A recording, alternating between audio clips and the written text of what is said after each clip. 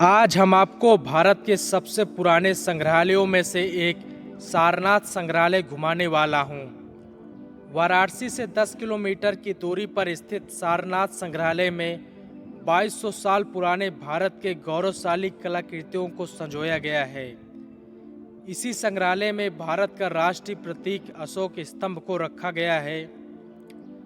सन 1835 में सारनाथ में हुए उत्खनन से अनेक मौर्यकालीन, गुप्तकालीन हिंदू देवी देवताओं, बुद्ध की मूर्तियां मिली। अतः इन सुंदर कलाकृतियों को सुरक्षित स्थान पर रखने के लिए एक म्यूजियम की आवश्यकता हुई। इसीलिए सारनाथ उत्खनन स्थल के बगल में ही सन 1904 में म्यूजियम बनाने का कार्य शुरू हुआ और सन 1910 में यह सारनाथ पुरातत्व संग्रहालय बनकर तैयार हो गया। इस संग्रहालय में 6000 से अधिक पुरातात्विक अवशेष रखे गए हैं। आइए आपको सारनाथ संग्रहालय में रखे कुछ महत्वपूर्ण अवशेषों के बारे में बताते हैं। अभी जो आप 7 फुट ऊंची प्रतिमा देख रहे हैं, यह मौर्य काल की सबसे महान कलाकृतियों में से एक अशोक स्तंभ है।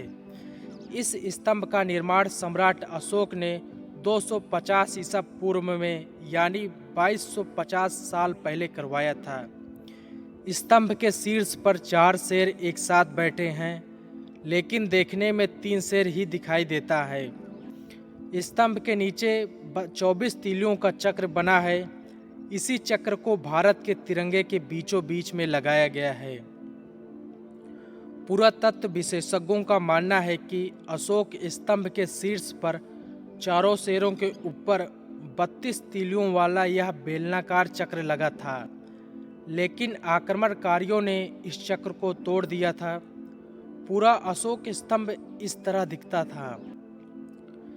यह विशाल मूर्ति सारनाथ संग्रहालय में हिंदू देवी देवताओं की सबसे सुंदर कलाकृतियों में से एक है। 12वीं शताब्दी की यह प्रतिमा पूरी तरीके से बनी नहीं है। मूर्ति में भगवान शिव को दाढ़ी और 10 हाथों के साथ रौद्र रूप में दिखाया गया है। प्रतिमा में भगवान शिव अंधकासुर राक्षस का वध कर रहे हैं। यह भगवान बुद्ध की गुप्तकालीन सबसे सुंदर मूर्ति है। मूर्ति में बुद्ध ध्यान की मुद्रा में बैठे हैं। इसे धर्मचक्र परिवर्तन की मुद्रा कहते हैं। मूर्ति के नीचे के भाग में बुद्ध के शिष्य बुद्ध का प्रथम उपदेश सुन रहे हैं।